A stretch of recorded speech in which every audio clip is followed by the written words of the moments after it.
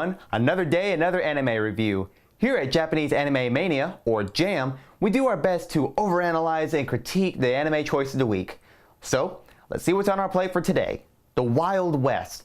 When I was growing up, my dad always had me watch Western movies because, well, it was better than watching the rest of the stuff that was going on in the 90s. I mean, didn't particularly enjoy Batman and Robin. But watching Westerns and combine that with my love of Star Wars, I really wanted there to be something, just have a combination of Western and space. So, combining Western tropes and the wonders of space, for this week, we will review Trigun. Let's go. Trigun revolves around the man known as Vash the Stampede, or the humanoid typhoon, due to the fact that he destroyed a city in one day. Eventually being put up for bounty for $60 billion double dollars, he is always on the run from bounty hunters and the like. But here's the thing though, Vash didn't do that on purpose. It was by accident. Granted, you could say that yes, by accident, he still deserves to go for bounty. But the thing is though, is that he normally is a pacifist. He doesn't try to kill anybody. He's joined by Meryl Streep and Millie Thompson, who are two agents of the Bernardelli Insurance Company. And of course they're sent to evaluate claims regarding the humanoid typhoon. We're joined later on by Nicholas D. Wolfwood, which, by the way, I will be cosplaying him soon just because of the badassery suit that he wears, as well as a giant cross full of shotguns, rocket launchers, and pistols. Now, come on, if you don't think that's awesome, I don't know what is.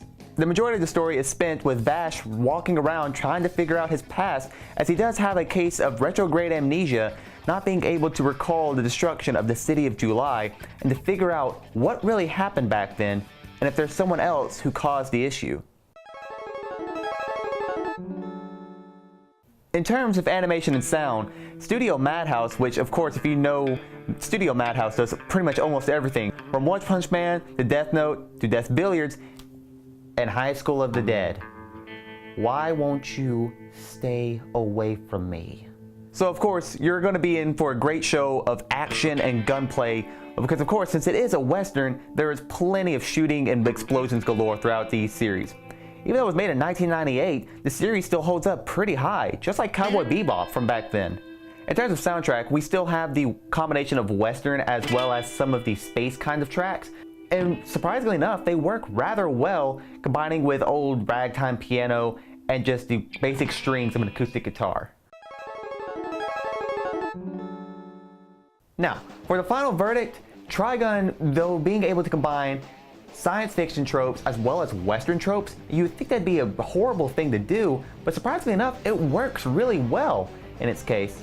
So, for the final verdict, even though I've said some high praise for it, Trigun unfortunately has to get just a stream it from me.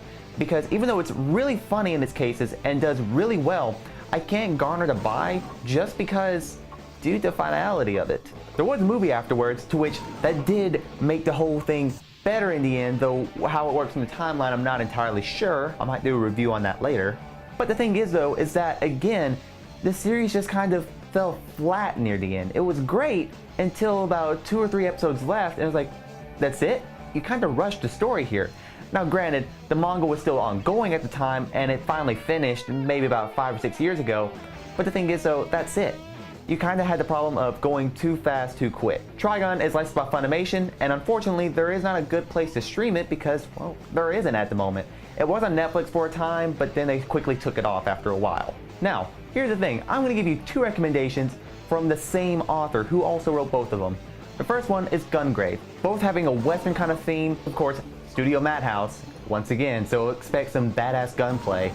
It comes from us from Funimation Entertainment, as well as it's streamable on Hulu.